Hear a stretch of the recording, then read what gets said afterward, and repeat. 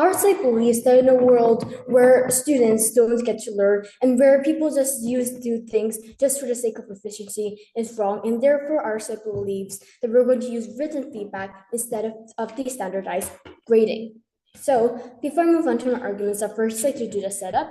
So our side believes that currently under the status quo, we do standard grading in which we give A, B, C's or F minus or A plus to grade a student. And our side believes that the problem with this is that now we give no room for improvement whatsoever, no feedback to them whatsoever for them to be able to improve. And our side believes that school is a place for learning and not doing things just to make them improve simply for the efficiency is wrong. For example, Koreans have very high SATs, however, they're really bad in English because they only study for their score, and our believes that by giving them feedback, we'll be able to promise them a good life later on too.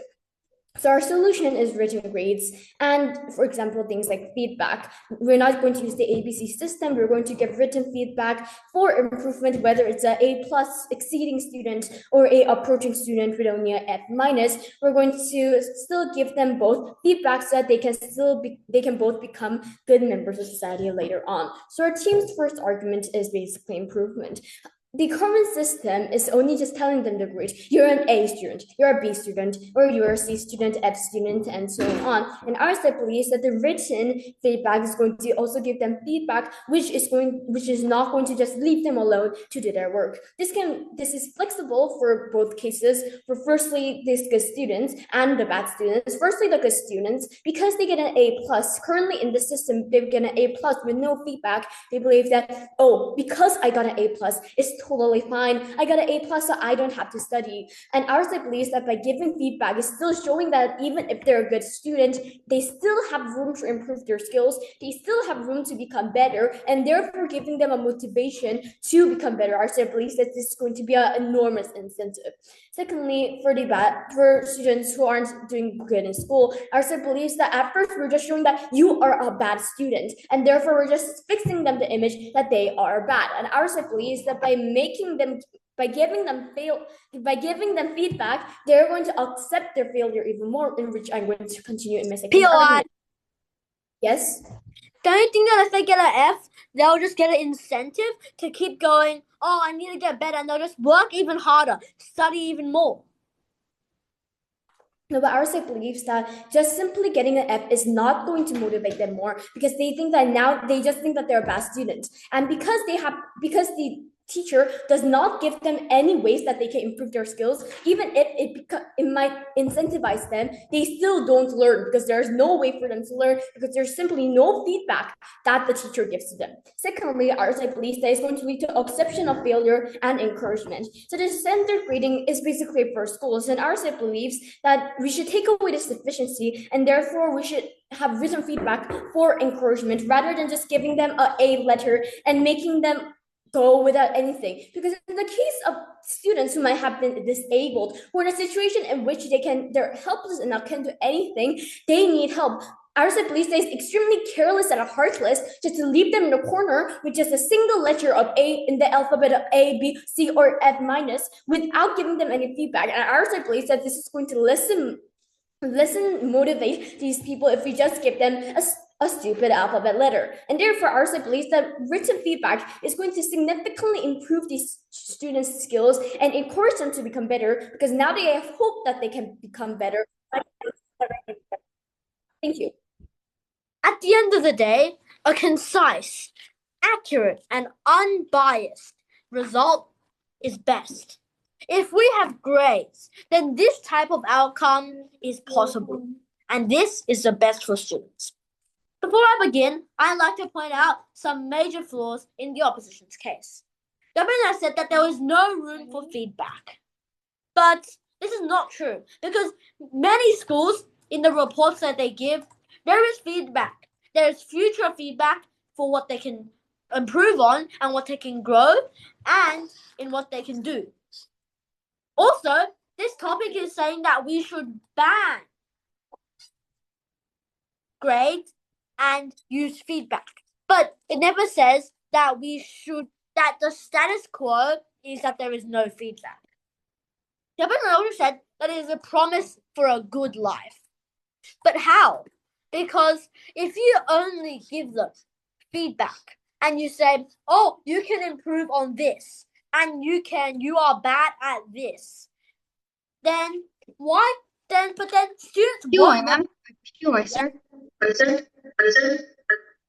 So you talked about how like people can't receive any feedback and whatsoever, but then isn't it still better than somebody who just gives a blank letter on your screen and just there's nothing else to explain and just leaves it? I was talking about how there will still be feedback because the topic never says that there was no feedback. It just said that they would take away grades and give more feedback. But students will still get what they're good at and what they're bad at.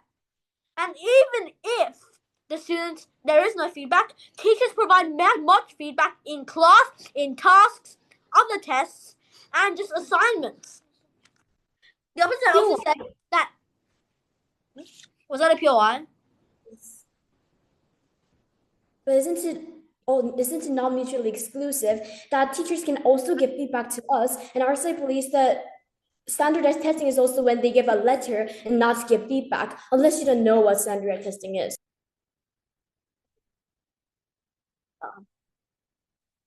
Malta said that there is no way to. If you're saying that the teachers won't give feedback again, I've already told you that they will give feedback and whatever this and then they will give concise feedback, not just saying, okay, you got an A. We'll leave you in the corner now. Now to my points. My first point is that there are no grades will lead you to an easygoing life and that grades will make you work harder. Because if you have no grades, then you won't be thinking, oh, what did I get? What did I get? And there'll be no stress. You're just like, okay, I'll wait for my results. But if that keeps happening, then you will always expect no stress. Which means that later in life, in more important things like the HSC or the selective school, this is not good. You will not care about what you get, and this will lead to you failing your tests and your life. My third point is about fairness and how it will make that if you have grades, it'll make it harder for teachers to be biased. This is true because there will be a strict format. Because an example is like if there is 20 questions in an assessment, then each question will be worth 5% or 5 marks. And then a certain percent will be a certain grade. So for example, 95% might be an A or an A+. Therefore, for the above reasons, I'm proud to affirm. Sorry. Thank you. Opposition cannot take the case home because they fail to realize the way in which students develop, which is to see what they did wrong and get precise feedback, not getting a blind letter that represents how good you are. Both opposition and government has to agree that students are the reason to schools and education. Grading systems are only for teachers' efficiency. Ops world create a society where the only objective is to memorize and get an A+ on a test, and improvement becomes less of a priority. If we try government system, it materializes students' motivation and improvement happens. To these reasons, we're more than proud to propose. Moving on to our rebuttal against the leader of opposition side, which we believe that has made a major mistake. They only mentioned one thing, which is that there is feedback in letter cases. Clarification, Mrs. Speaker.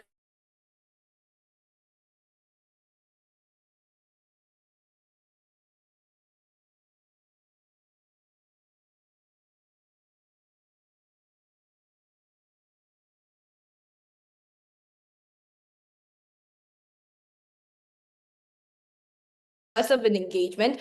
Feedback also exists. That is what they only said, but we believe that the whole system of letter grades are made for the teacher's efficiency, not for the students. And we believe that there are no whatsoever feedback that is written coming from the system of letter grades and coming from opposition side, which is what they should have suggested. But the leader of opposition side came up to the podium without understanding their stance, without understanding what they should have proven, and without understanding their burden of proof. We believe that this gives opposition no chance to take the case home today.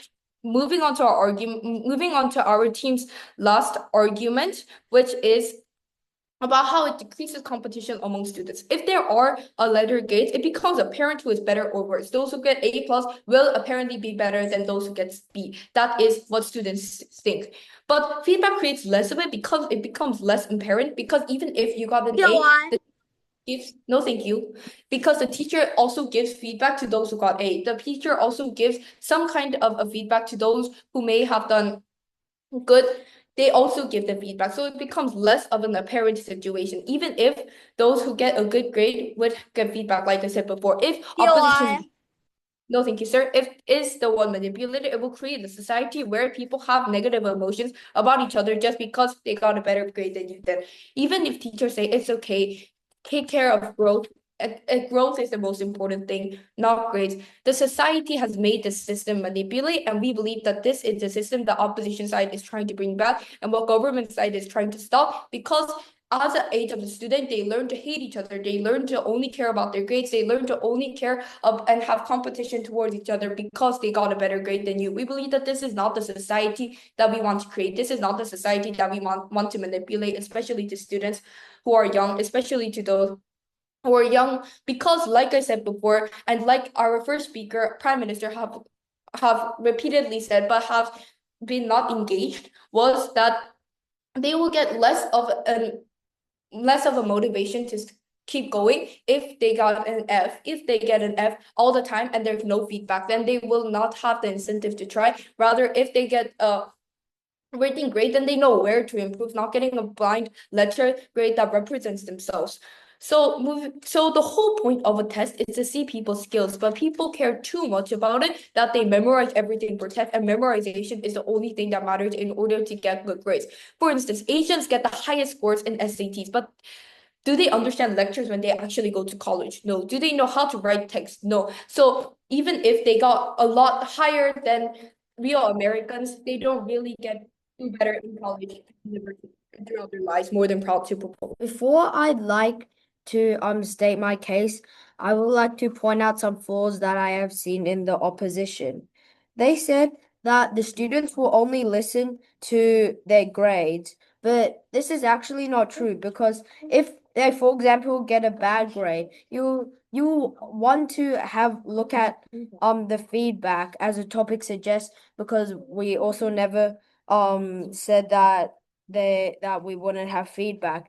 And so the people who get bad grades would listen because they obviously want to get higher, and the people with good grades would think like, oh, I got a good grade, I'm like now motivated to keep on having this very good grade of, for example, A or A+.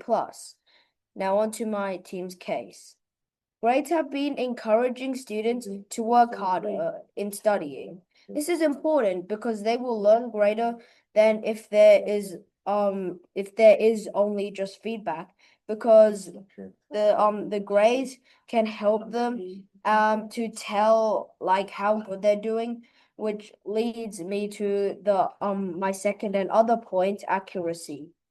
If the reports just say feedback, it is not accurate at all, and the low student could be getting, for example, a good job, and the high students getting, like, for example, not as good as a feedback as the lower students.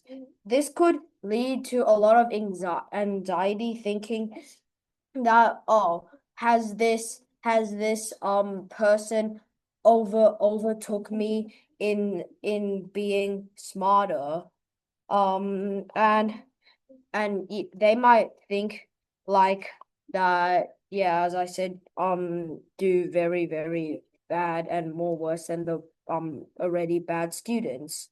So this is why I am proud to negate. Thank you.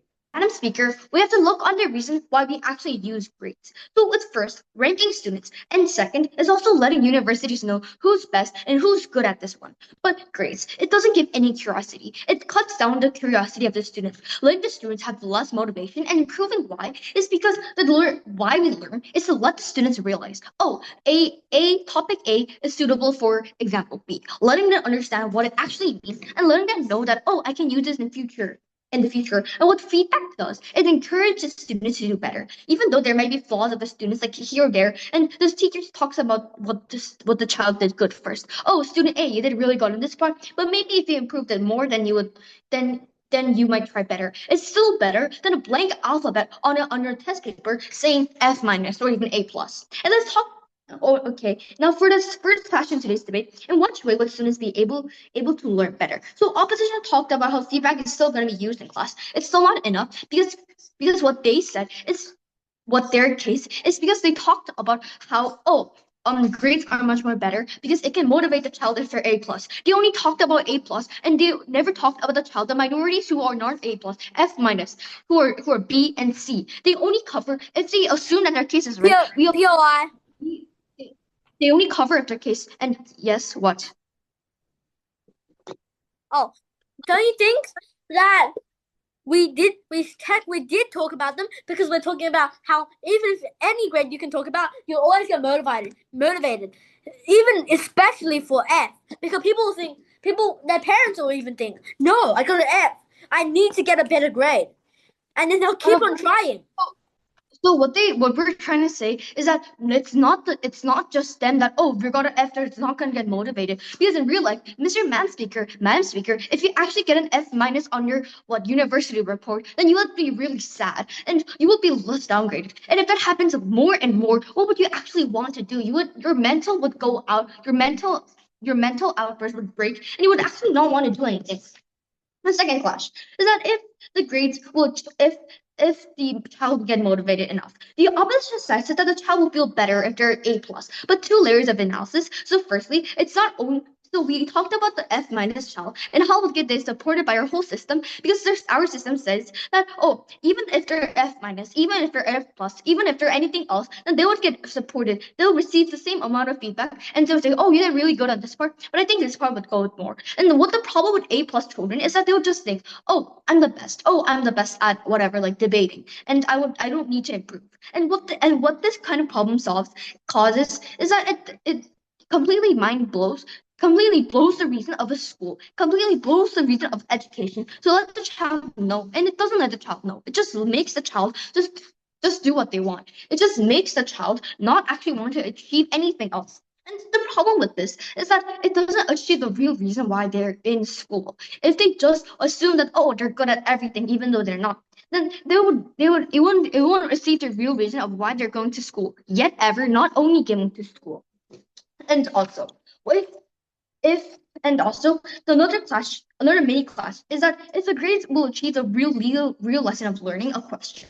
So about the stakeholders, if the children turned into an adult, the child was a student. And what we're talking about is that these students, when they're turning into an adult, they actually need to learn real life lessons. But the only thing they receive from school is just a test paper with like a letter, an alphabet letter in their thing, and they would not know what they did good. They would not know what to do, and they would just wait for the next test score to just see, if I'm F, I got into B, like C, whatsoever. They wouldn't know what to do. They wouldn't know how to improve, and this is why their case is so bad. Thank you. We need grades in the education system. I, as the third opposition speaker, have noticed two major clashes between the two teams. The first clash being the clash of well-being, and the second clash being the first clash being the clash of quality of education, and the second clash being the clash of well-being. The first clash I've noticed is about quality of education. The government team has stated that not doing grades and only doing feedback will leave all the bad students. Doing grades will leave all the bad students in the corner of the room, not knowing how to improve, and making all the good students think they are on top of the world and they are the best students in the world.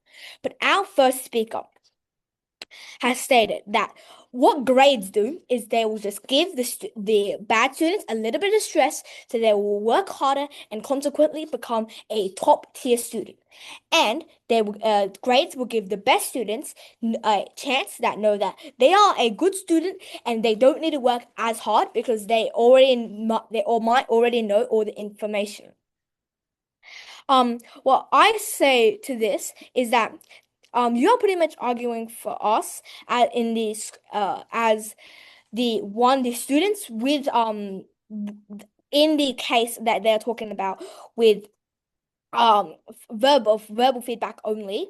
Students won't actually only just sit in the corner. They will actually with grades they will actually with a bit of grades they will actually pull forward and actually become better students. We win this clash as the whole point of school is just that everyone becomes good students and they actually can learn better. And with our topic, with what our first speaker has stated, this becomes true. My second clash is the clash of wellbeing. They said that teachers will give students verbal feedback, and this will make students who think they are the best and think they can't actually improve, and that is not good. Well, but our first speaker said that if our first speaker has also stated that if you work harder, you will know your grades, and that will make you feel better. What I say to this is that it is not true, and grades include feedback, and that is pretty much all grades have is feedback, and teachers will verbally also give feedback in class times. We win this clash as grades is a vital tool to encourage students to work harder. And for the above reasons, I am proud to negate. We win this debate if we prove that having grades in your report is a good thing, and is much better than having just feedback. The opposition has said that there's no way to learn if you only have a letter that has one letter in it, A, B, C, D, or F, to F. But we have said that this random letter tells you just how good you've gotten, because that means because if you get an A, then you know that you did well. If you got an F, then you know you didn't do well, and there's room for improvement. But if you just have feedback, you won't know if you actually did well or not. Maybe because everyone always has something to improve on. And if you get something to improve on, you don't know what you got, A, B, C, D, whatever. Governor also said that if you can't get feedback, then students don't know what they can do. Like they'll just sit there and do nothing because they don't know how to improve and how to not and what not to do. So, but then we said that if we have no grades and we only had feedback, then that would lead to an easygoing life. But which means that they won't think about what they did, because they'll just think what they did, what did they do, how good they did, because they'll just say, oh well, I got my feedback. And the opposition also said that there'll be competition between parents. But isn't this a good thing? Because competition in parents will urge students to work better, harder, to make the parents happy. And when they do get a good grade, then that'll be good. And they'll keep doing it and keep getting a good grade to make happy. So that is why we win this debate. Thank you. Opposition, even by the end of the day, Mr. Speaker, their burden, which was about how letter grades create a society that is way simple and gives incentive, was not proven. Their spirit was way different than what should have been proven. We believe that this proves that opposition side didn't have a clear case of what they should have been proven, what they should have proven, and what they should have said throughout the debate. That's why we're more than proud to propose that opposition has no way to take this case home today. Okay, so moving on to 3 things I'll do in this reply speech. Number 1, summarize the debate. Number 2, answer the core question in this debate. And number 3, to talk about who actually takes the debate by the end of the day today and why that is justified. So move on to the summarization of the debate. Our side proposed many ideas such as incentives, competition, and etc. But the only response coming from opposition was 2 responses. Number 1, grades give feedback also, which was not really which didn't have any impact on the debate because the justification of letter grades does not concise feedback, in which this debate would not have much meaning. And also the second one, which was coming from the whip speaker about, the second speaker about how people, if they get F, would have the incentive. But we believe that, like our speakers have already talked about, it does not, because they'll think that they're an F student and does not have any room for development. That is what letter grades are giving to us in the society. Opposition keeps refusing reality, but we believe that this is reality. We can't change this. Please note, Judge, that they also didn't have a combined case. The whip said that good students don't need to improve, while the other speaker said something totally different. Both prove that the incentive and improvement will only happen when there is active feedback coming from teachers, not only a letter grade that is so-called defines themselves. Judge, we give you a trade-off by the end of the day where students can actually learn and actually improve, unlike opposition side that gives them a blind incentive of what they should be. Also, the core question, who benefits students? We believe that by the end of the day, proposition is the only place where we can find improvement. We believe that we're more than proud to say that we take this